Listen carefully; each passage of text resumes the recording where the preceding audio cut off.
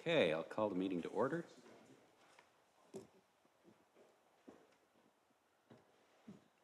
This meeting is being live streamed and recorded and will be available on the Township's YouTube channel. Notice is hereby provided that under the authority of the Municipal Act 2001 and in accordance with Municipal Freedom of Information and Protection of Privacy Act, that all information attained is considered part of the public record. This meeting is being held at 5:30 p.m. to hold a closed session of council prior to the regular council meeting. According to our procedural bylaw, Section 6.5 states that regular meetings shall be held on the first and third Monday at 6:30 p.m. And further, Section 8.4 states that closed session meetings shall be held after the regular meeting.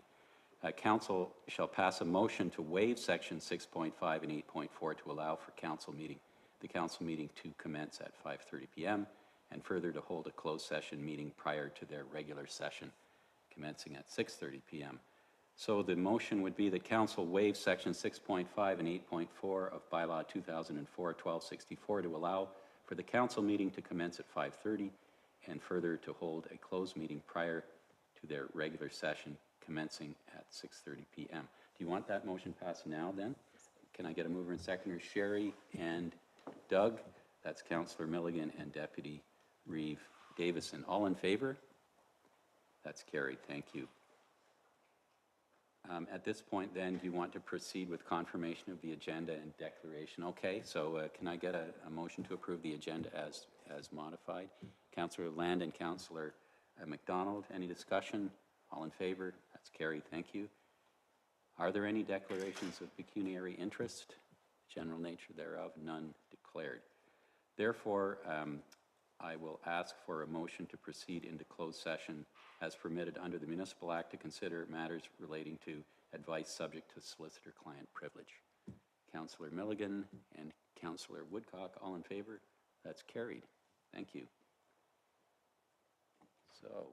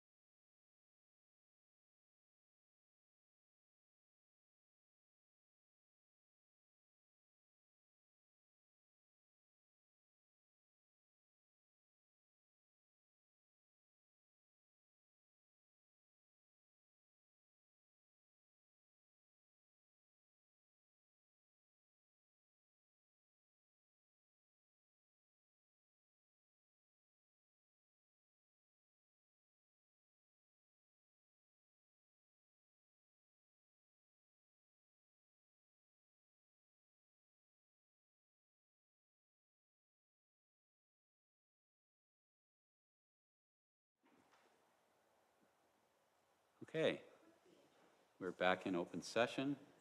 Our closed session has taken place. The Verizon report is that closed session meeting was held and only closed session items identified were discussed in closed session, and that direction was provided to staff. Yeah. Oh, yeah, I do need a motion, yes. Deputy Reeve Davison and Councillor Milligan, all in favor? That's carried, thank you. So at this point, we have a statutory public meeting to announce, rather to deal with a couple of zoning matters. Did you want to take a 10-minute intermission till 6:30? Oh, yeah, we can't start till 6:30. Yeah, I didn't realize we were still behind it. So, yeah, we'll just take a break. It's 6:19. We'll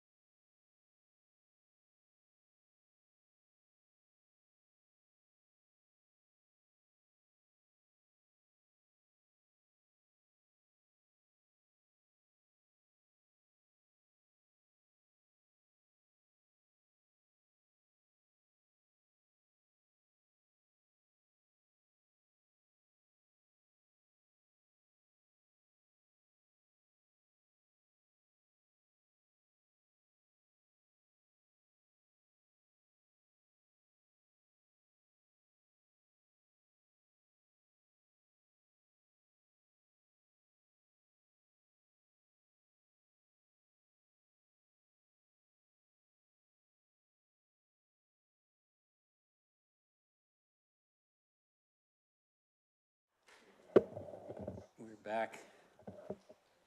And the next item on our agenda is a statutory public meeting. And this public meeting is being held in accordance with provisions of Section 34 of the Planning Act to consider an application to amend zoning bylaw 2014-744. And the proposed zoning bylaw amendment applies to a portion of the property municipally addressed as 96 Rainick Road. Yes. Oh, okay. Modify that to 144 Rainick Road. The purpose of this application is to satisfy the required conditions of the provisionally approved consent application to convey a parcel to the Nature Conservancy of Canada, the NCC, as ecologically significant lands for conservation uses via rezoning the proposed severed parcel to a site-specific open space OS1 designation to prohibit future residential development and reflect the intended conservation use. Council shall hear comments from the applicant or their solicitor or agent or any person who claims to be affected by this application. The recommended motion would be that council receive zoning amendment application file D08202496 144 Rainick Road for information purposes, and that public comments be received, and further that council consider adopting bylaw to be numbered, being a bylaw to amend zoning bylaw 2014-744, a zone change from rural RU zone to the site-specific open space OS1 during the regular session, which is coming up after this public meeting. So could I get that motion on the floor, please? Deputy Davison, Councillor Milligan. So did anyone wish to speak to this, either the applicant or anyone from the public, to elaborate on the intent or to object or to comment in any other way? Our planner, Jason Sands, wishes to address it.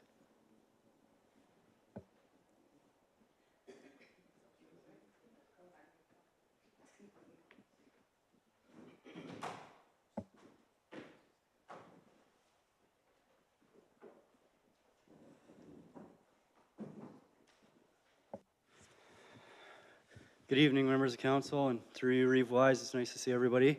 I'm here accompanied by the Rennecks, and I would take this opportunity to provide you a very brief overview with respect to the zoning bylaw amendment application for public meeting this evening in the event that there's anybody from the public who wishes to speak to the file.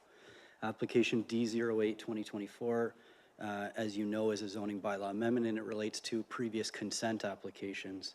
Those previous consent applications were decided upon at the July 25th, 2024 Committee of Adjustment meeting, and they received Committee of Adjustment approval, and the applicants beside me are here fulfilling their conditions. One of the conditions applied to application B41-2023 relates to the requirement of a zoning bylaw amendment to essentially downzone this piece of property. As you know, through the introduction, the 50-hectare, 124-acre piece of property that is discussed tonight for the purposes of zoning bylaw amendment is to be conveyed to the NCC, Nature Conservancy of Canada, for environmental stewardship purposes.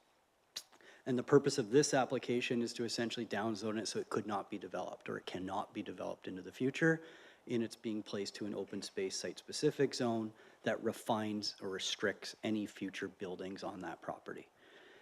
On the map that's associated with the planning report, you'll see that the property lacks road frontage on a municipally maintained road, Rennick Road. It's got water frontage on Vardy Lake, and excuse me, I don't know the name of the newest name associated with the road. It's previously been called Dewey Road A to Z. It's been previously called Christian Lane. The south portion of this property butts that seasonally maintained road. So that's the reason for the site-specific zoning. And you may draw familiarity with the OS1 zone. We actually applied that zone previously to the Storings property in the northern portion of our municipality. 501 County Road 15. We prevented some development on that future landholding that was next to the sewage lagoons and the Salmon River. And we're proposing through this application for the Rennecks to utilize the same zoning. With respect to public notice has been provided in accordance with the Planning Act, circulations to public or to the neighboring property owners, as well as signage on site. We've had one comment in writing received to date related to this application. Clarification was provided to that ratepayer who expressed interest as it relates to the file, and I believe the ratepayer is here this evening and may wish to speak to the file. We're happy to answer any questions that may deviate from that and which was already answered. Thank you. Thank you. Susie or Hank John, did you want to comment at all on the application? No, I'm just very happy to make sure that that piece of land stays green. When we came in 61 and bought the farm, there were only 18 cottages, actually shacks, around the whole lake. And now I want to preserve that piece of land, and my family is completely behind us. That's great, thank you. Is there anyone in the audience that wants to comment on this application? Yes, sir. Can you come forward, please? Identify yourself, and the floor is yours. Hello, I'm Dallas Benteen. I live at 474 Christian Lane, so my property is adjacent to this one. I think it's a great idea. I just have one question that I'm looking to get answered is this place going to be open to the public, like for public walking, or is it going to be closed to the public? Because there's different designations of conservation, so I'm just wondering which way it's going to be. I assume that since the Nature Conservancy of Canada will own it, it will no longer be owned by the Rainics, and it certainly won't be owned by the township, that would be up to the NCC. Okay. So you should probably get in touch with them. Perhaps the people that Susie's been dealing with could give you an answer to that question. We have talked about it, and the understanding is that we actually want to keep it. It has to be open to the public to some extent, but not with trails or camping or anything like that. Basically to keep it natural and to preserve the land. Okay? Okay. Mine's only a safety concern that if they do allow residents to use it, like it's a beautiful area, like I understand keeping it animal friendly, because my property, like I got 30 acres, and I'm the only adjoining land that allows the animals to go back and forth, and I've kept that 30 acres basically free, so like the animals can all pass, so I agree with them in that purpose. My only concern for safety is that if it is open to the public, the amount of traffic that will be going on that road, and then I am the only one responsible for snow removal. So if they do decide to make it open to the public, then the township is going to need to look at taking over the road. Other than that, I think it's a great idea. Okay, thank you for that input. Yeah, go ahead, Hank John. Our understanding is that NCC, basically members, will be allowed to be escorted onto to monitor the area and whatnot occasionally.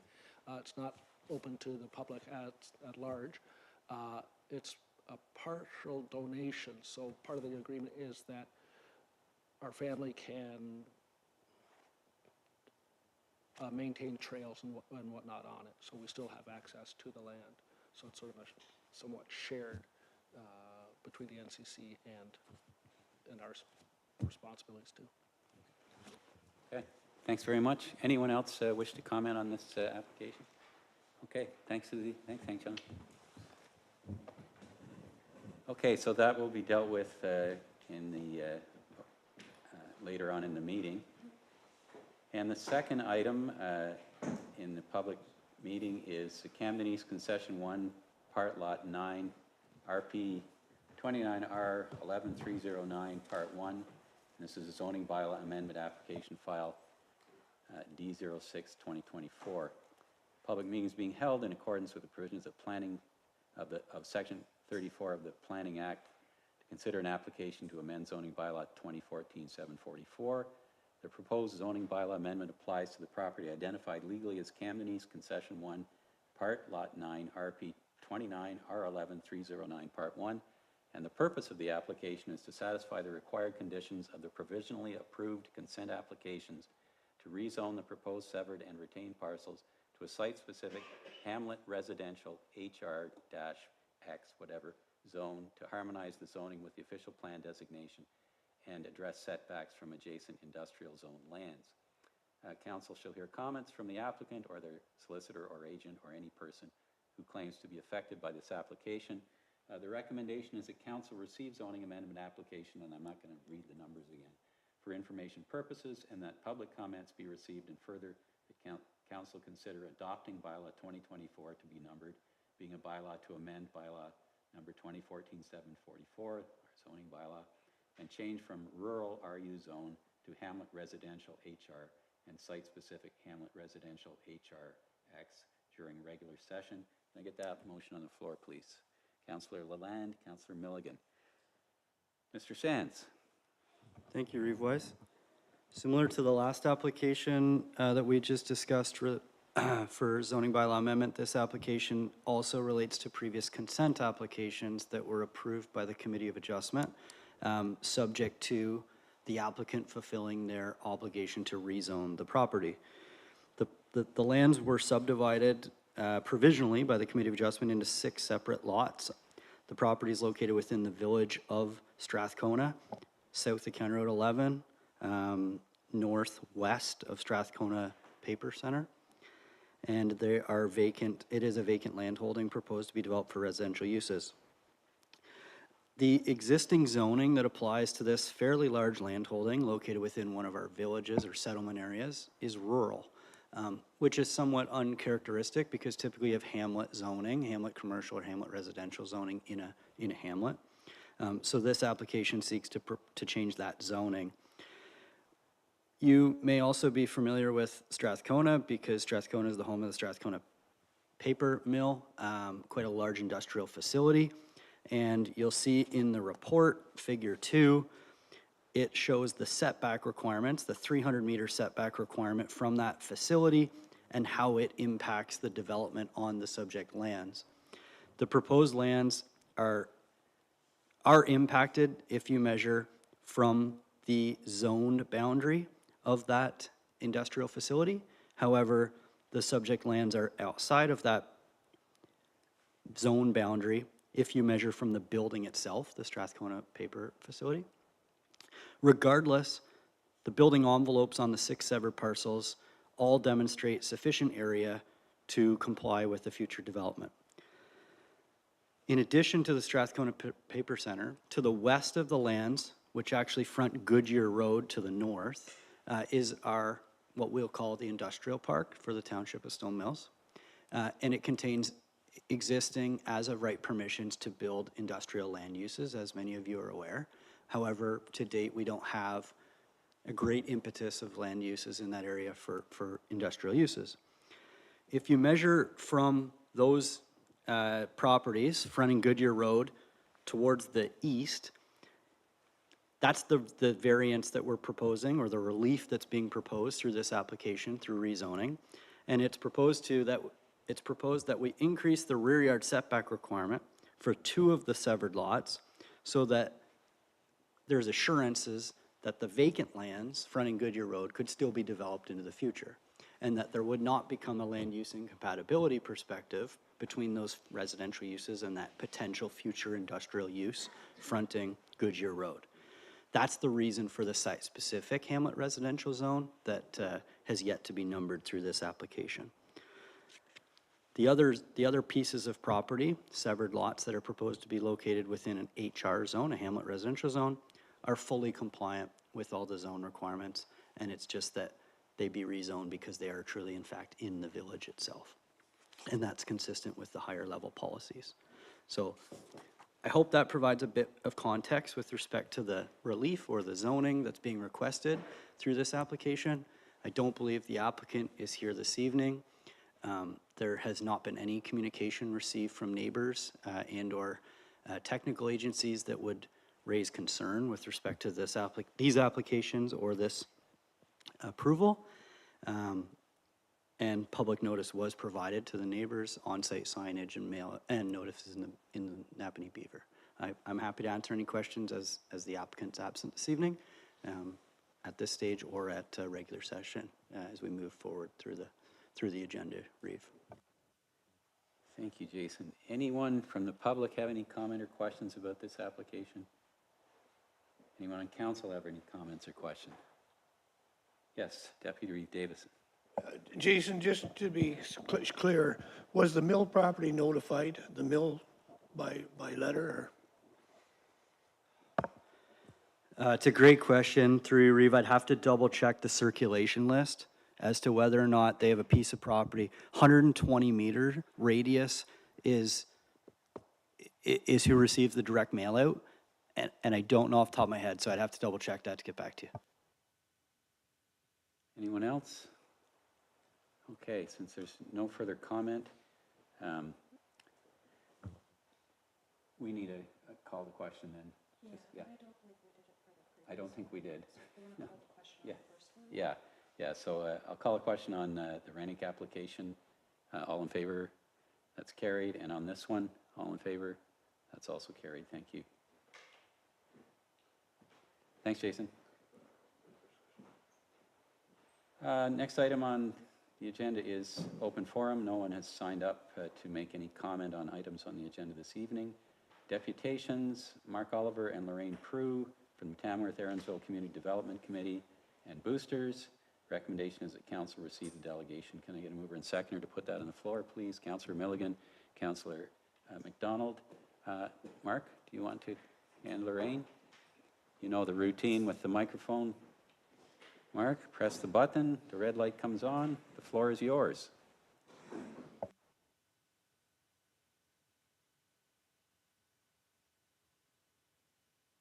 There we go. I'd like to thank Council for allowing us this opportunity this evening, and have with me, Lorraine Prue from the Boosters. I'd just like to say that our two groups have, over the last 15 years, had lots of opportunities to work with this council of the township to make improvements, or to help make improvements to life in Stone Mills and in the Tamworth-Earnsville area in particular. And so we, even though since the 175th, the TECDC has reduced its level of activity, the boosters keep going full speed ahead, and most recently are responsible, as if you've been through Tamworth, for all the seasonal street decorations, and that's Lorraine's group that's doing it. In that vein of community interest, we're here this evening to ask about 3 items that continue our quest for community improvements. And we had submitted a letter quite some time back to the municipality, and those contain most of the details. So I'd maybe, with your permission, just hit the highlights of those rather than reading the letter in continuity in its entirety. So we approached the township back in 2020 regarding the recognition of a person who put tireless efforts into the establishment and improvement of the ball field in Tamworth.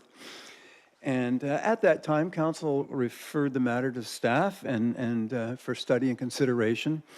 There was some concern about a process and implementing a process, and whether or not other proposals might be worth consideration. And it wasn't very long after that that things kind of went sideways with COVID-19.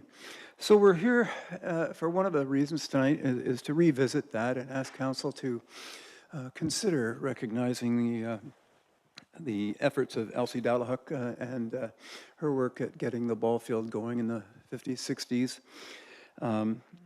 Some of her contributions and accomplishments are in that letter.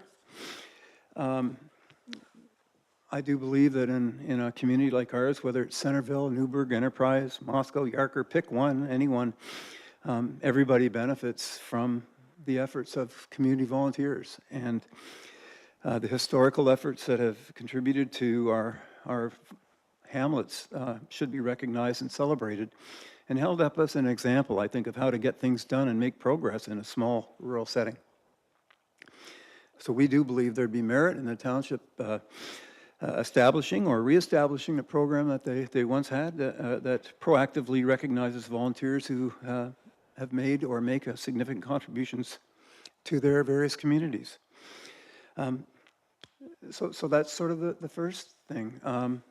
Secondly, we would like to work with the township, and by we, it's the boosters, would like to work with the township to have those Irish welcome signs that used to be on the entrance signs to Tamworth replaced. When the signs were updated, the Felcha, Irish welcome, Gaelic welcome, component never reappeared. And so we would like to work with the township to re-recognize the Gaeltacht And we, the boosters, would be happy to contribute towards the cost of those signage if we could get assistance from the municipality in installing them according to your needs and approval. A third thing that we are here to ask about has to do with the street benches that currently exist in Tamworth. And some of them are in pretty serious condition. And we would like to ask for the support of the township and having the boosters work with the township to see about replacing some of those workbenches, if not all 6. And again, they would be happy to contribute towards the cost, but would need assistance with the installation and removal of those kinds of things. Now, that having been said, I recognize those are 3 big asks and that they might need to go out to staff for feedback and assessment before they become actionable. And, you know, the bench is simply, we attached a picture of a bench and that's just one option, but staff is more apt to have expertise at sourcing them and coming up with various options or better options than what we provided. So we're here tonight to ask for your consideration on those 3 things. Thank you, Mark. Any questions? Yes, go ahead, Councillor Milligan. I just, I'm assuming maybe, are we going to split these into 3 different items? Well, we can do it any way council wishes. Okay. We won't necessarily be making specific decisions Okay. about these. I expect Mark's right, we'll need a staff report, but we Okay. can certainly develop some direction and you know, it's Okay. up to you. So I wanted to mostly speak about the first one, about the ball field. And so I was here back in, I believe it was late 2019 was when it was first brought to council. And I just wanted everyone here or people watching that don't remember to know that a lot of people are passionate about this and having this named for Mrs. Dowlick. I know there's just a few people here, but it at that time in 2019 and even now, people are very supportive of that happening. I mean, it's not changing a street name or anything, it's simply renaming the ball field, and I would be willing to make a motion tonight that we support that endeavor. Do I have a seconder for that motion? Councillor Land, any discussion? In that case, all in favor?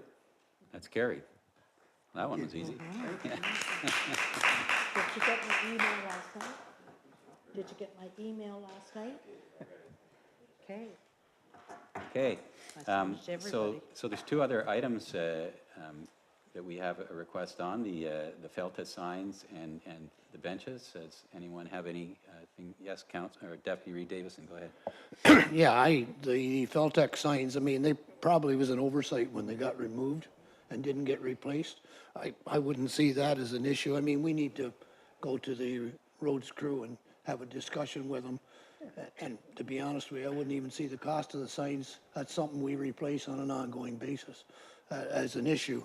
So as far as the signs go, I think that's okay. We just need to touch base with the road crew to get that happen. As far as the benches, again, I don't see if you're more than generously talking about paying for them, I think we can probably be more than generous and work it out a way to get them installed. And removing them. yeah, so again, that just needs to be talked to the road crew, but I think we can come back very shortly with an answer on that. You know. So do you want to make a motion to get a response Yep. from Public Works on those 2 requests? Yeah, I will. Okay, thank you. A seconder for that, please. Councillor Woodcock. Any further discussion? All in favor? That's carried. Thank you very much. Thank you very much. Okay. I just want to deal with the motion we have on the floor first, which to receive the report. All in favor of that? That's carried. Yes, go ahead, Councillor Woodcock. I would also like to make a motion that we look at this idea of a volunteer appreciation, if that's like an annual thing, if we could get a staff report about implementing that. I personally think we need more and more of these stories. Like we Like, we need to tell the story of working class people who live in these communities and put them on pedestals instead of the wealthy, and so let's do it. I'd like a report about possibly some kind of volunteer appreciation, whether that's awards or some kind of event or something like that. So what would your specific motion be then? Would this be strictly apply to recreation, or would it be broader? I think it has to be broader, it has to be volunteerism in the community in general, because, I mean, we know that what makes the events in this community work is volunteers, and that isn't just recreation, it covers so many things. Yeah. So your motion would be to direct staff to do what at this point? Well, mentioned here, wait, maybe I'm misreading it. But it was like the idea of like looking at volunteer contributions. So I guess maybe the way to do this is, as we're doing the recreation committee is looking at that Hall of Fame wall, that maybe it isn't just recreation. I think you've probably already discussed that, but maybe a report on that and then consulting with public groups about who would go up there. But I do think something that is a more formal appreciation of volunteers would be positive. Okay, so it'd be looking into a means to recognize volunteers in some formal and lasting way. Yeah. Not only in the recreation realm, but generally speaking throughout the township. Yes, that in a broader. Okay, is there a seconder to support that motion? Councillor Land, any further discussion? Yes, Councillor Milligan. I just wanted to mention that just last week, we had our first meeting of the Recreation Committee, so we're talking about all this thing and whether it's called recreation or what it is. So it's kind of happening. Okay, so there might be some overlap, but Yeah. that's fine. Yeah, we don't have to be too rigid here. Any further discussion? All in favor? That's carried, thank you. All right, items for consideration. 9.1 is notice of council meeting date discrepancy. As per the township procedure bylaw, meetings of council are held on the first and third Monday of each month. And dates are to be published and available to the public. In preparation for the 2024 council meeting schedule in December of 2023, the meeting date for December 2024 was scheduled on the second Monday of the month and not the first Monday, in error. In light of this, staff are recommending that council formally waive the procedure bylaw to hold the meeting on the second Monday, being Monday, December 9th, as this date has been advertised for the past year. It's also the only meeting we're having in December because of Christmas holidays, so it might make a little more sense to have it on the second Monday. So the recommendation is that council waive the procedure bylaw to permit council to meet on the second Monday in December. Is anyone going to support that? Councillor Woodcock, Councillor Land, any discussion? All in favor? That's carried. December 9th will be our December meeting. 9.2 is our development charges background study and draft bylaw. We've been discussing this. We've had 2 public meetings. The recommendation is that council receives the report entitled Development Charges Background Study and Bylaw for information, and that bylaw 2024 to be numbered later, being a bylaw to establish development charges in the township of Stone Mills, be enacted and passed, and that the reeve and clerk be authorized to sign and seal, and that this bylaw come into force and effect January 1st, 2025. So this is a motion to discuss that and possibly adopt this bylaw. Is there a mover and seconder to get this on the floor, please? Councillor Fenwick, Deputy Reeve Davison. So just let me get this up on my screen here. Now the report has been submitted by Kathleen Pulfer of the Building Inspector Development Services official. Is Kathleen going to address this as a staff rep, or who wants to be the staff rep on this one? It's our Chief Building Official, Mr. Detler. Do you want to come forward, Jake, and get us rolling on this discussion? And Planner Jason Sands, Manager of Development Services, is joining Jake Detler at the table. Go ahead, gentlemen. Yes, through your worship, there's been a lot of, since the last meeting, a lot of talk and a lot of questions and I guess a lot of questions. And we've done our best, I think, to answer questions. And I think I'm expecting there's some members of the crowd here today. I'm expecting some more questions from councilors on this subject. And I didn't pen the report. Kathleen did it. And Kathleen is unfortunately ill today. Jason can add some things, but I'm happy to answer your questions on this item. Thanks, Jake. Through you, Reeve Wise, we're here to really address questions if we can. The other thing I just want to mention is DFA, who's our consultant, who's assisted through the processing of this background work, is available for your expertise and members of the public as well as staff. They're joining us virtually. So we do have that resource available this evening. Okay, that's great. So is it John Murphy that's online with us? He's available for questions or comments as well. I would point out, though, this is not a public meeting, so there will not be any input from the audience. We've had 2 public meetings and various written submissions.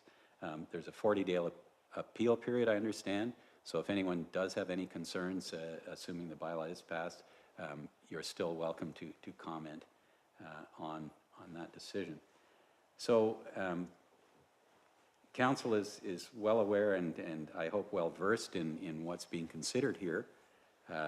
Development charges are meant to honor the principle that development helps to pay for the implications of development. Stone Mills Township does not have a development charges bylaw. Pretty well every neighbor that we have does have a development charges bylaw to help fund the increased burden on township infrastructure that will come into effect as a result of adding new residents and new buildings and structures, whether they're residences or commercial developments. Is there anything that you wanted to highlight that perhaps we haven't discussed more thoroughly, either Jake or Jason at this point in this report?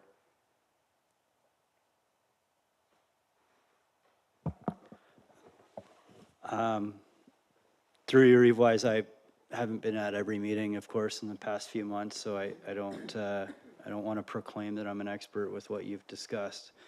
That being said, there are discretionary exemptions that may be incorporated into a bylaw, as well as non-discretionary exemptions that may not be incorporated into a bylaw.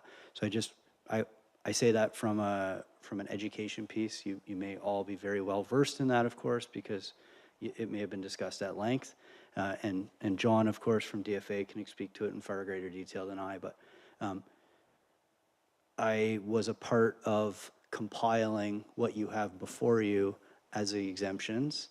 And I will say that there are differing exemptions between differing municipalities. I have experiences working in the city of Kingston, and they exempt industrial developments, for example, whereas our neighbors in the town of Greater Napanee and South Frontenac Township do not. So again, I'm not trying to direct you in one direction or another, or say when adopting a bylaw, and also make note that there's an ability to amend the bylaw through future modifications or amendments at a subsequent date. Okay, thank you. Perhaps a way to get started before we start dealing with potential exemptions or modifications or gradual introduction or so on. I wonder if we could just go around the table and hear from individual members whether in principle they support the idea of having any kind of development charge, just so we can get that as sort of a starting point. Does that seem reasonable approach? Then I'll just start at the end of the table there with Councillor Fenwick. Go ahead. Yes, this is a tough one, and it has been, and it's going to be. And I mean, Deputy Reed Davison. I'm supportive of it. As previously said, it's somebody's going to pay, and whether it's the general public or the developer or the person that's being developed for in the long run. It's not a nice decision to make to add cost to somebody, but it has to be done. I mean, so I'm supportive. Thank you. Councillor McDonald. I'm going to have to agree with the other councillors as well. I am in support of it, and is just because if it isn't brought in now, as low as we can possibly bring it in, it will be brought in the future, and it may be at a much higher rate that could impact us even more. So I am in support for those reasons. Thank you. Councillor Woodcock. Yeah, I think I'm hearing strong consensus from us. I mean, we've looked at this matter deeply. I've tried to consider its perspectives. It is hard to hear it costs more in some aspects, but again, we have to think about everybody. And I also think, now, we didn't include it in our looking at development charges, but some of the potential uses of development charges, which is really a positive, not like, so the fire hall, it's on there. What if we then got federal funding that helped with the fire hall? But one of the other things development charges could do is capital investment for early childhood education centers, for example, or long-term care services. So imagine, Village of Tamworth, 10 homes go up. Who's building homes often? Young families.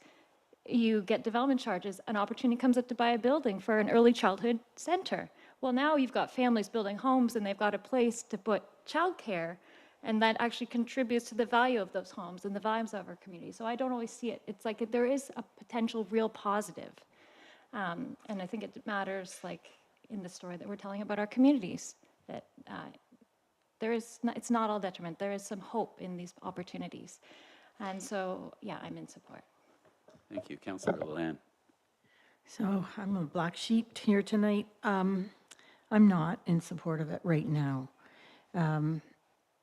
We're in an exceptionally unusual time in the real estate industry and in residential building. Building costs are really, really high. Interest rates have gone up from what they were 5 years ago. House values in the surrounding municipalities are higher than ours by 30 or 40,000. We heard that from a builder who builds both in our municipality and elsewhere. 3 people that I work with built houses recently, and they decided not to build in stone mills because their house would have a less value when it was completed, and they were building it to flip it. And I thought, if we're one of the perks that we had for development in this township was the fact that we didn't have development charges, and now we're going to be applying it, and it just seems it just doesn't seem the right time for young people trying to build a home. Right now, it's exorbitant, and you can say, well, it's only 1% of the total cost of the build, but it's still $5,000 or $4,900 that wouldn't have been existing before, and it does have a concern for me. The federal government is looking at, discussing the removal of these. The provincial government has had conversation about removing these barriers for homeowners. They're trying to get homes built more affordably. It just seems to be that we're heading in a direction where other layers of government are heading away from. And I know that surrounding municipalities have them, and they're higher than the ones that are being proposed in this bylaw, and I appreciate that. However, we're not really comparable in so many ways to the surrounding municipalities. We have a much smaller population, we have a bigger geographical area, we rely on our taxes, therefore our taxes are higher than theirs. So there just doesn't seem to be any real perks to building in stone mills other than it's a great place to live. And it is. And I'd like to see development continue here. And based on what the builder said who came to the public meeting, my fear is that if we apply development charges, that we may see some builders leaving from stone mills and building elsewhere where they can get more money for the house that they built. And so that was part of it. The last point of interest was I looked at that the chart that the consultant had created about the different municipalities and what they charge and everything, and there was only one municipality that didn't charge development charges, and that was Lanark. And I thought, well, what makes them so different? So I went and looked at the population of all the others and the geographical area of all the others. And, they didn't surprise me because I'm familiar with them, but Lanark I didn't know. And so Lanark, their population is a little less than ours. They're very similar in the sense that they're rural. They don't have any big cities or big towns even. They have small little hamlets, so very, very similar.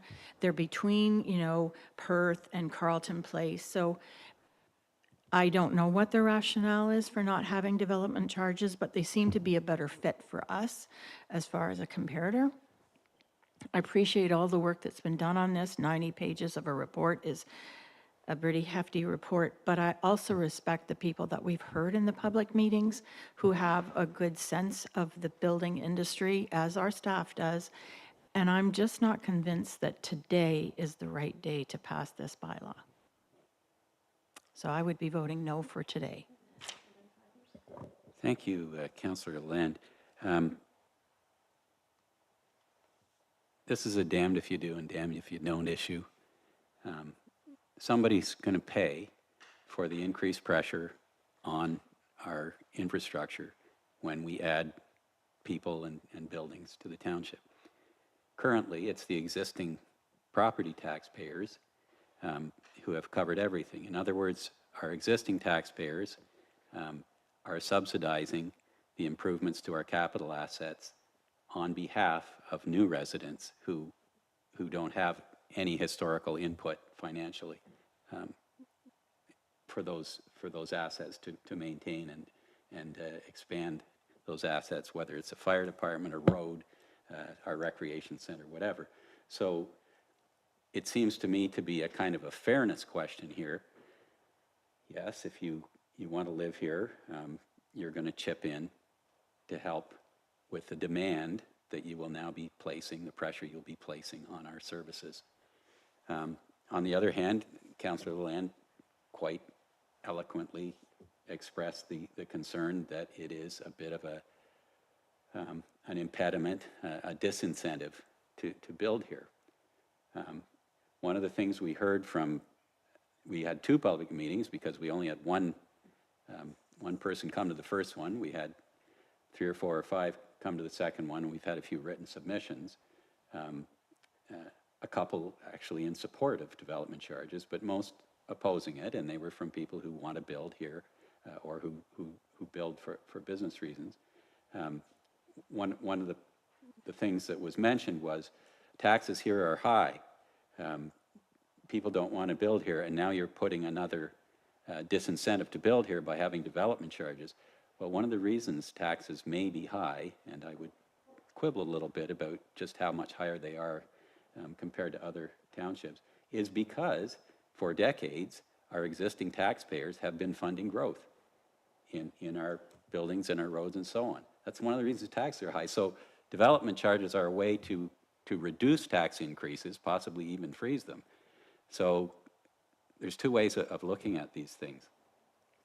So all of which is to say, I've ended up in a kind of a neutral position, which is why I wanted to poll council to see, first of all, if it was worth even discussing the details of a development charge bylaw if most of us were opposed. Clearly, most of us are in support of this. I have come down on the side of supporting as well. So having determined that, I think it's now relevant that we start talking about what sort of exemptions we might put in place in our bylaw in terms of what sort of developments will be subject to development charges and what aren't. These have been listed for us in this report. Things like agricultural buildings, municipal buildings, and so on. Yes. Direction was provided at council at the previous meeting for the exemptions and then included in the draft bylaw. Okay, yeah, so that's already been established. So in terms of what we still need to consider in the bylaw, we've got the draft bylaw here. Is there anything in the draft bylaw that anyone on council has a question about or would like to see changed? Yes, Councillor Fenwick. I guess maybe I overstepped there. Maybe this isn't specific to the draft bylaw. Maybe it is. We didn't get into the details, and you did bring it up, about a step-by-step process to implementing. And I graduated into, and we never did get a concrete answer as to how that would look. especially if the property's sold 2 years in and it's a 5-year process or whatever, details. But that's something that definitely we want to hear more about. And there's nothing to say, there's nothing to say that we actually have to not, can we not just simply have discussion and then we can defer till the next meeting? Because there is a lot of really good information still rolling in as of today. And I'm still speaking to people, and as much as I'm in favor of some sort of thing, how that's going to look, I'm not sure if I'm prepared to make a decision about that this minute. I think this is a great discussion, and it needs to be. We're not in the process of building a whole pile of houses in the next 4 weeks, are we, Jake? Yes, through your worship, typically December, January, February aren't building permit application type months, but Through you, Reeve Wise, and I'm just looking at the calendar, Councillor Fenwick, I suspect one of the major rationales was to try to adopt, based on that 40-day appeal period associated with a decision, as that schedule would line up with a January 1 implementation date, should it not be appealed. And that's really a procedural thing internally for staff, so that when we're reporting annually on DCs, it's not a February 12th is your implementation date, so your year turnover. That I suspect that's where some of this meeting with our conclusion as it relates to appeal periods has come from. Okay, anyone else? Yes, Deputy Reeve Davison. I think what's left to discuss is how we phase it, whether we phase it in, whether we start at the full thing, or whether we start at a reduced amount. I think there needs to be a discussion around that. I'm personally in favor, I've been thinking of it. I recognize what Councillor Lalonde said, that it will be a bit of a shock to some people. I'm in favor of some sort of a phased-in system, and I was thinking of a 2-year phase-in, starting at 50% and coming up to 75 and 100% of the suggested amount. So just to be clear, then the full development charge applies, it's simply paid over a longer period. The full development charge wouldn't apply until two years from now. Okay, so someone applies for a building permit and their development charge would be half. This year. Okay, 2005, right. 2006 be 75%, 2007 would be the full amount. So they end up paying the full amount? No. Over time? No, it's, Somebody in 2007. will pay the full amount, okay, Just phasing in these steps. okay, That's what I was thinking, as a bit of a relief to people. okay. Any discussion on that proposal? Through you, Reeve Yes. Wise, if I may, within the staff report, it does speak to a phased-in approach. So I don't know if council want to take that into consideration. However, it would delay the full amount for years to come. So the staff recommendation that it not be implemented. Okay, so that's been discussed in the report. So Deputy Reeve Davison's proposal would modify that suggestion. Any discussion on that idea? Yes, Councillor Fenwick. How does that, I'm just curious about the administrative side of that. So if a property's being developed or being constructed for resale, immediate resale, or even within the 2-year period, how does that apply to the next owner? Are they going to be, I apologize. I was thinking about it applying in a percentage going to the original builder. To clarify, Doug, I like your idea of a graduated approach where the percentage of the DC only applies to the application date, essentially, going ahead. And that would start January 1, so that would be for the fiscal year. Okay, my apologies. I had some notes here and they were stuck in my head about the other aspect. So I think Doug's got a great idea there, and I think that's a good aspect. Okay, so yes. Jason. Reeve Wise, if I may, this is more for context and as it relates to the gradual implementation. Many of us on council through this term are familiar with the education development charge, the EDC, that was recently brought into LNA County, and that essentially was adopted through a gradual transition as well. It was a specific numerical amount as opposed to a 50% of X, so like $340, I think it is, for year one, and then $500 or $700 to year two, but it was that exact same style in which we're discussing tonight that the EDC took effect across the whole of the county. Thank you for that. Anything further on that issue? So I don't see any tremendous objection to that. I mean, I don't have any particular objection. It's sort of, I guess, cushions the blow. That's what it does. Yeah, for the development community or anyone who wants to come and build here. So anyone who's got plans at the moment won't be looking at the full cost. They'll be looking at half the cost for 2025, essentially, and 3/4 of the cost for 2026, and then full amount 2027, just to lay it all out. So other than that, since we already have the exemptions, which I admit I didn't realize, I thought it was just a list of exemptions for us to discuss, but we already did that. So blame my short-term memory. We're exempting hospitals, we're exempting agricultural buildings, there's a list in there, places of worship, all that sort of thing. So we've got that covered. We can vote in our final motion if everyone supports Deputy Davison's idea. What else is there to determine? The amount itself. Well, that's based on a formula that our consultant has recommended. I guess if you're going to change the amount, you would have to at least have some justification for it other than that seems like a lot or that doesn't seem like enough. So do you think the amount should be changed? I'm comfortable with the recommended amount. I just wanted to make sure that everybody's aware that we are not stuck to that dollar. We can go with $2,000 to start. We can go with $10,000. It's totally up to us, correct? I'm okay with that amount. I think that works out well. And that would be $4,500 roughly. So $2,250 would be the initial, then it would go to $3,750 roughly. Maybe math not great, and then $4,500 year three. Is that correct?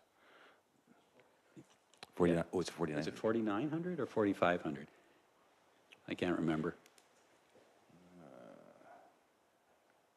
I thought it was 45 in that. Councillor Milligan? Is it not so much per square meter or something, as opposed to? It would be for commercial development. I think for a simple building permit on a single-family dwelling, it's recommended as 4,500, is it not? So is that all we're talking about phasing Yeah. in then, is the Well, residential? we'd have to talk about the cost per square meter. Through your revised single detached dwelling, 45, 48, 72. Right, and so 4,500 is approximately correct. And so, so further to that, how are the commercial development charges calculated? It's an area calculation, is it not? Yeah, through you, that's correct. Commercial institutional calculated at $21.73 per square meter. Industrial per square meter rate, oh, it's the same, sorry, $21.73. Yeah. So would you be talking about the same thing in the case? Then Doug? I have a question on that. I'm going back to the Goodyear plant, for example, where we waived taxes for increase for so many years. We can do the same thing with the development charges for a large industrial. And I'm thinking somebody's coming in with 1,000 jobs, so we'll give it a lot of thought. Through your revise, that's correct. So the request that request to the two municipalities jointly was that the CIP be implemented, as well as consideration for waiving DCs. Yes. Okay. So based on that, I mean, yeah, the same would apply, the 50, 75, and 100 for the next 3 years. Right. Yep. Did you have something, Chrysalie? Just on that note, I was almost thinking it would stay the same as commercial because of the CIP, which is a sort of a tax benefit already, depending on the amount being spent. But again, if someone's bringing 1,000 jobs, then we can Can we waive them like on an individual basis if there was a big development happening? Yeah. Yeah, through you, Yves Wise. Short answer to Councillor Woodcock, yes, you may. Secondly, I just want to clarify that the CIP, that industrial CIP that was authored and implemented in 2023, has strong floors to it with respect to minimum jobs and minimum square meters or total GFA of a build. So it may not apply to as many industrial developments that you may think it does. That's the only thing I want to say. Yeah, that's right, or simple commercial developments. Yeah, you had something, Councillor Fenwick? Yeah, in regards to that, I know that obviously phasing this in on a commercial development is going to be helpful for them, especially someone who's already got something in the works, but it will be substantially more than the number we're speaking. I mean, obviously depending on size.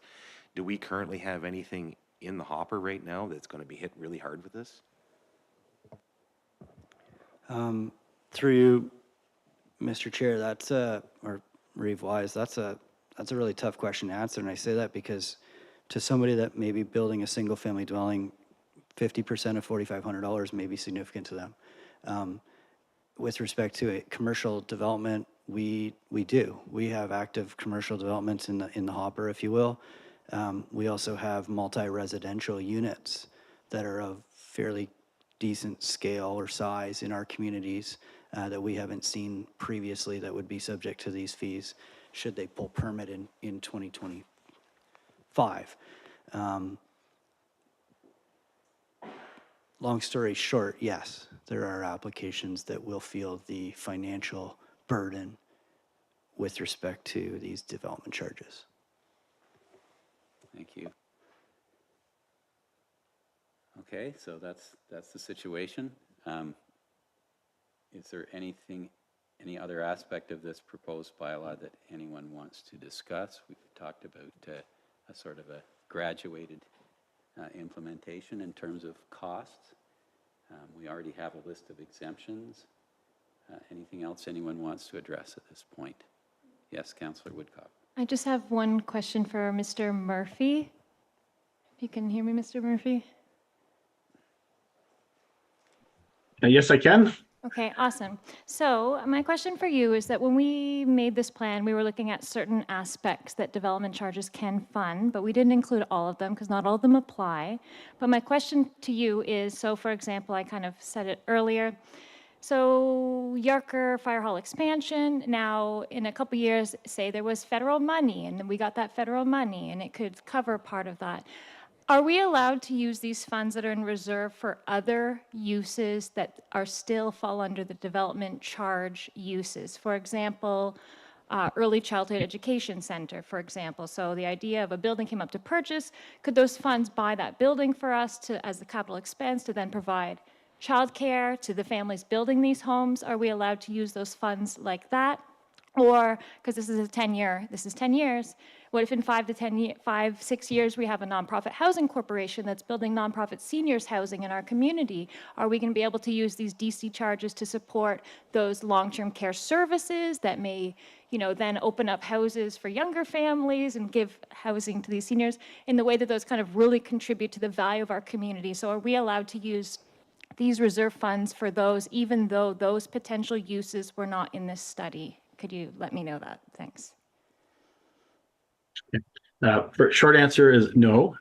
They can only be used for the services in which they were raised. However, if the scenario you presented happens, then you would be best served to amend the bylaw to identify the growth capital needs for childcare or health services.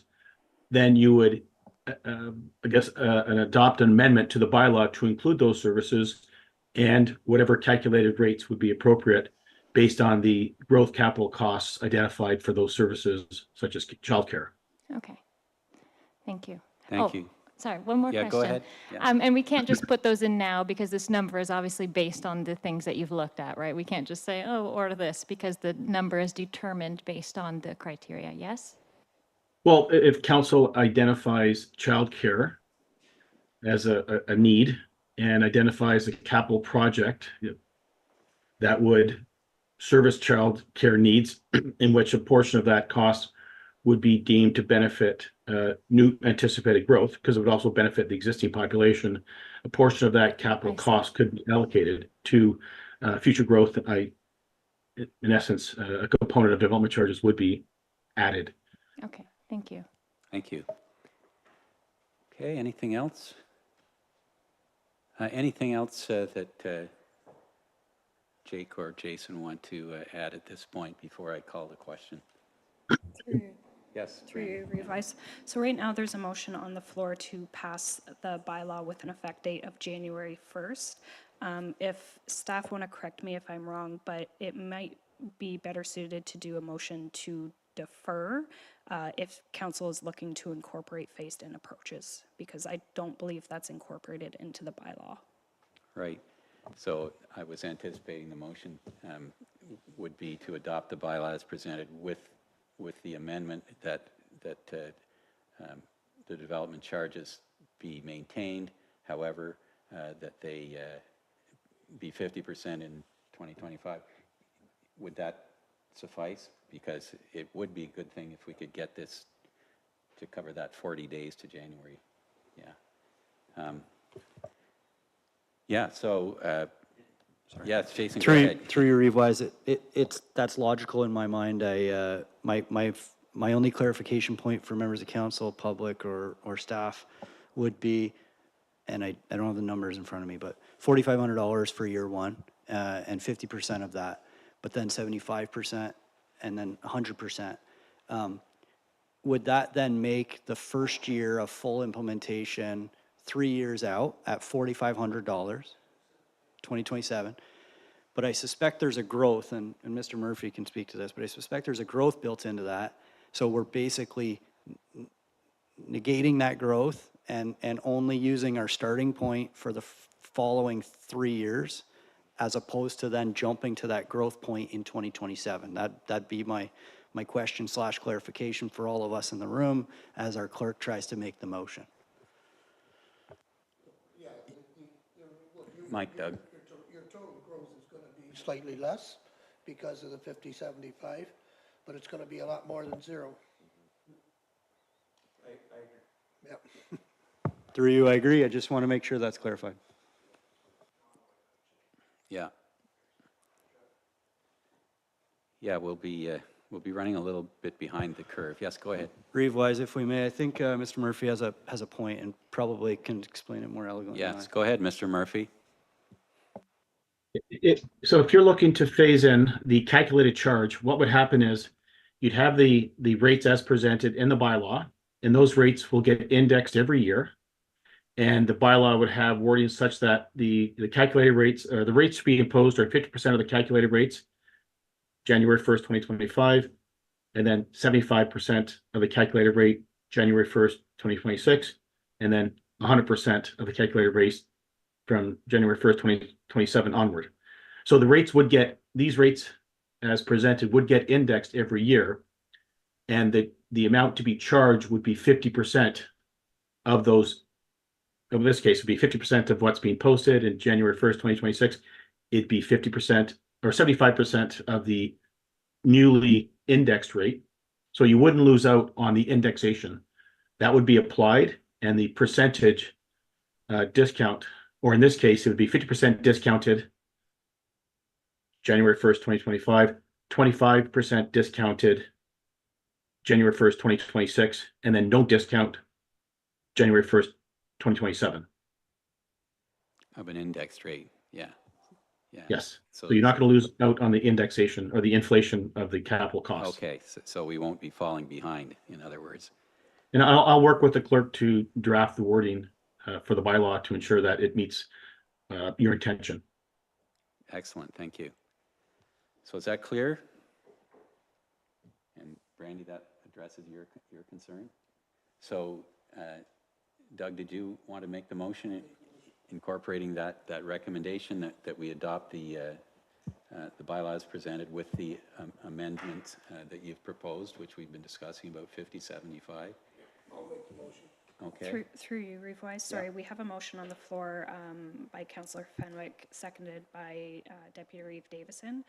So if you want to make that as a friendly amendment, and if the mover supports that and the rest of council supports that. Right, that's right. We did put that on the floor already, so that's agreeable to you, Rob? Okay. Any further discussion? We know what we're doing? All in favor? Okay, Doug wants a recorded vote. Randy? Yep.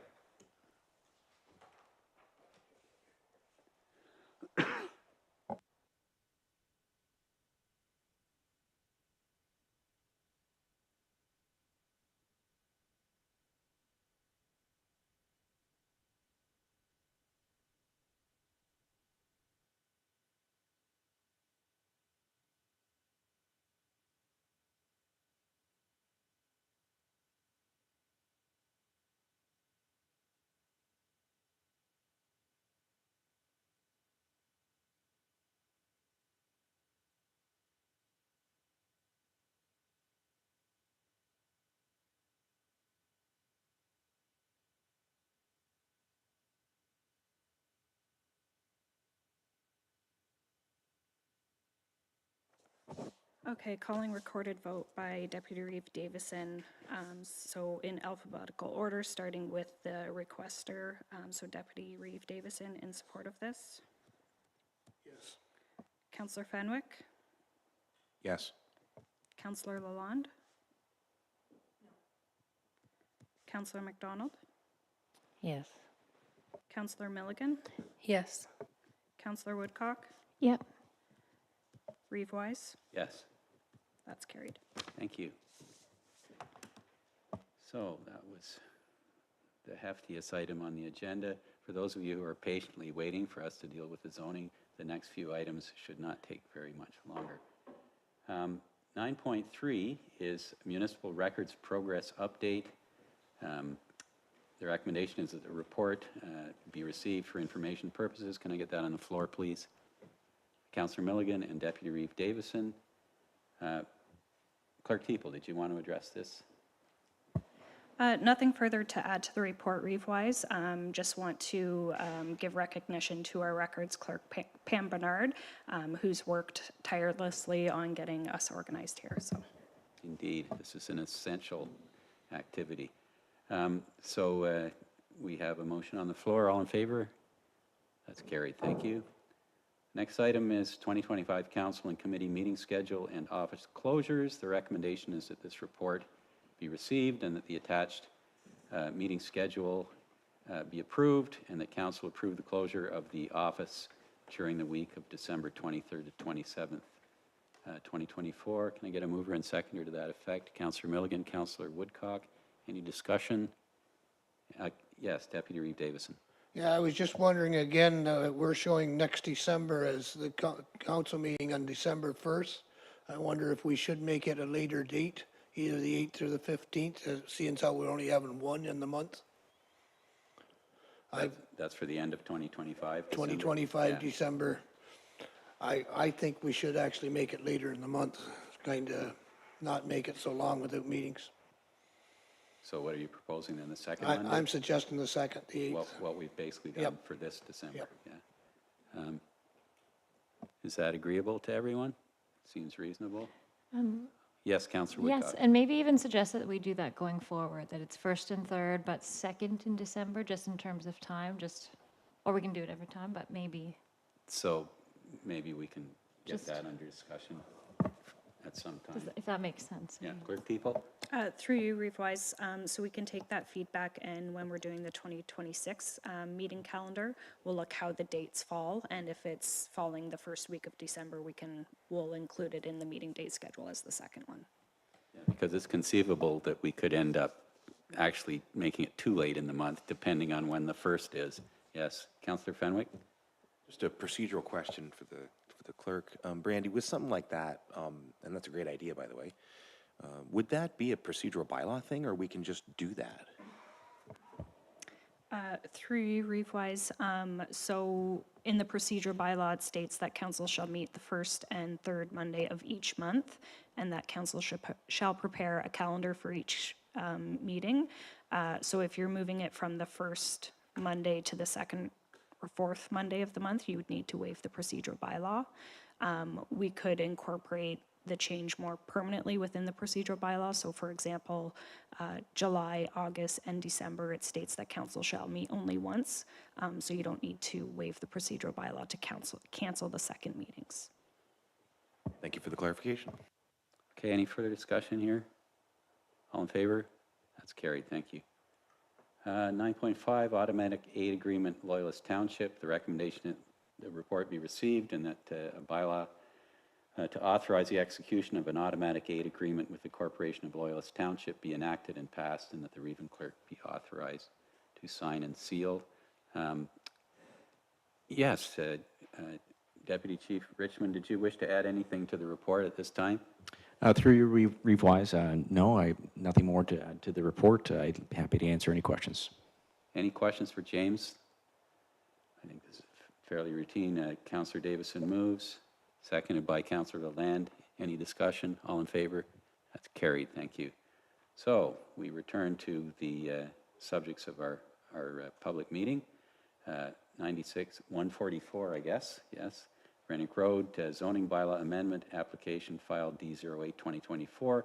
The recommendation is that the planning report submitted by Emma Stuck of Arcadis be received, and that bylaw 2024 to be numbered, being a bylaw to amend zoning bylaw 2014-744, zone change from rural RU zone to site-specific open space OS1 be enacted and passed, and that the Reeve clerk be authorized to sign and seal. Do I have a mover and seconder for that? Councillor Woodcock, Councillor Fenwick, any discussion? All in favor? It's carried. Thank you. And the second item from that public meeting, Camden East Concession 1 Part Lot, we already read it, that the planning report submitted by Emma Stuck of Arcadis be received, and that the bylaw 2024 to be numbered, being a bylaw to amend bylaw number 2014-744, Township of Stone Mill zoning bylaw, zone change from rural RU zone to Hamlet residential HR and site-specific Hamlet residential HR X, I guess that means it will be numbered, be enacted and passed, and that the Reeve clerk be authorized to sign and seal. Can I get a mover and seconder for that one, please? Councillor Milligan and Councillor McDonald. Any discussion? Yes, Jason Sands. Reeve Wise, if I may, just to clarify Deputy Reeve Davison's earlier question related to circulation. Strathcona paper to the attention of Shelley Overland. Notice was provided directly. Great, thanks for following that up, Jason. Anything further? All in favor? That's carried. Thank you. Anything anyone wishes to pull out of the consent agenda for discussion? Otherwise, can I get a motion to adopt the items on the consent agenda, please? Councillor McDonald and Councillor Milligan, all in favor? That's carried. Thank you.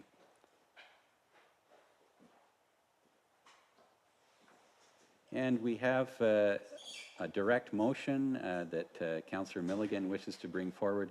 Does anyone have any objection to Councillor Milligan bringing forth a direct motion? Is that how I should phrase that? Yeah. No one objects, then Councillor Milligan, go ahead. So this is an issue I've been thinking of for quite some time, and probably should have brought it to the table a long time ago, but here we are. As everyone knows, doctor shortage is a huge thing in our area, and I just wanted to be able to speak with everyone properly to at least get discussion on the table and figure out if there's anything we can do about it. We did add money to the budget in 2024 for physician recruitment, and I will just read my motion. That council directs staff to bring a report back to council at a committee of the whole meeting on physician recruitment programs that have been implemented within comparable and neighboring municipalities and options for a physician recruitment program for the Township of Stone Mills. That's my motion. Is there a seconder for that motion? Councillor Woodcock, any discussion? Just super important, and yeah, really glad you're moving on that, and now we've put some budget there, so I think it's a great suggestion. Yeah, Councillor Lalande, go ahead. Just to add to the discussion, I guess, thanks Sherry for bringing that up.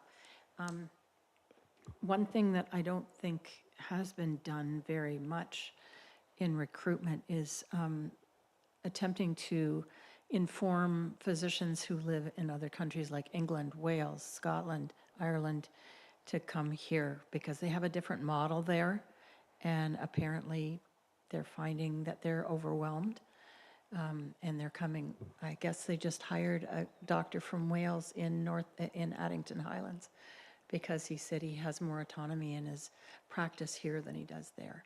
He was working 80 hours a week, and he said he now has the privilege to have some family time because he can organize his practice the way he wants to organize it, not the way the government in the UK is telling him to organize it. So I'm not sure if that information is getting abroad when we're out looking for doctors. And maybe that's something we can add to our promotional searching. Okay, anyone else? Yes, Councillor Fenwick. In regards to that, again, to concur with everyone else, good job, Sherry. My family doctor years ago voted with his feet, as he said, and moved to the US.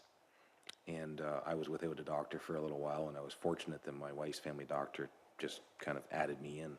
So I was very fortunate. That was many years ago.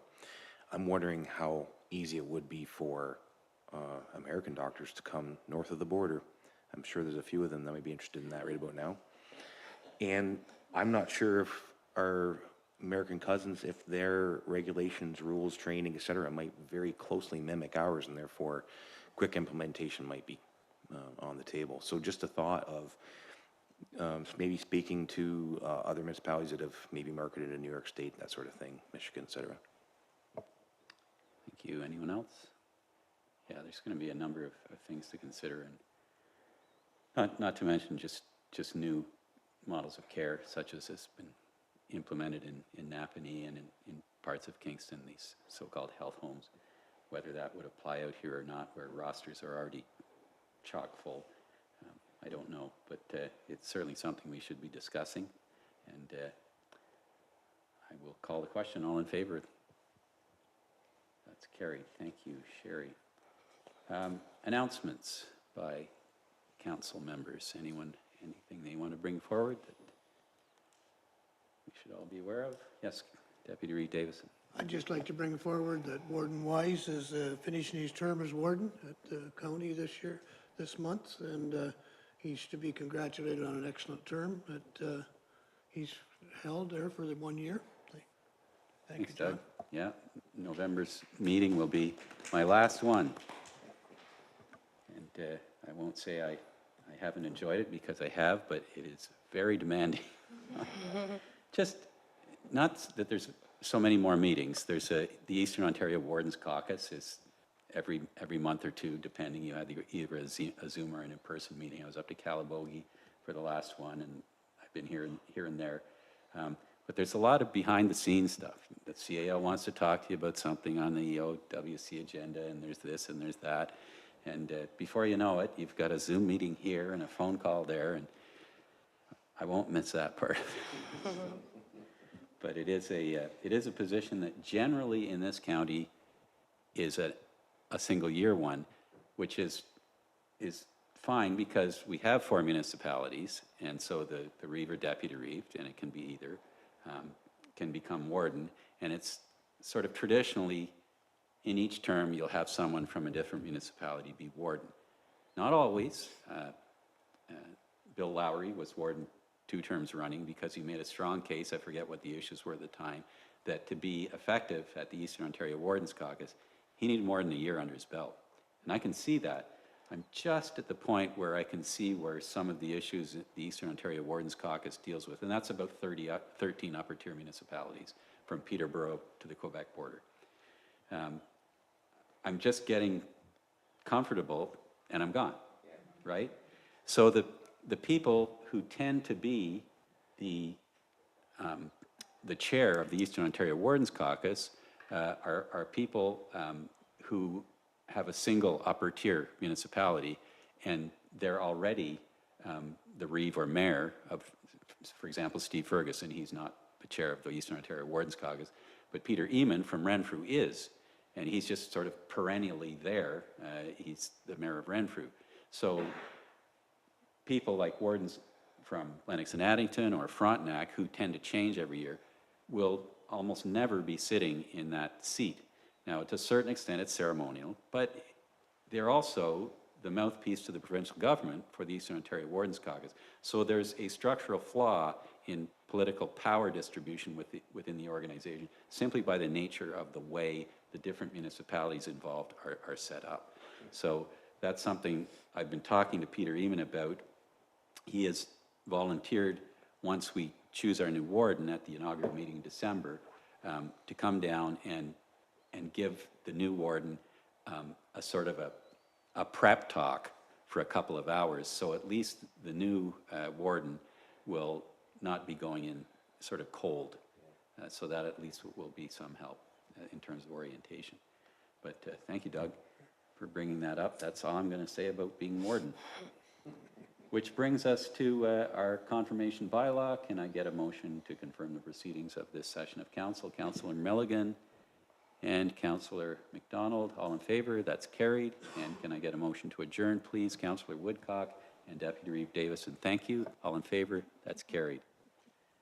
Thanks, everyone.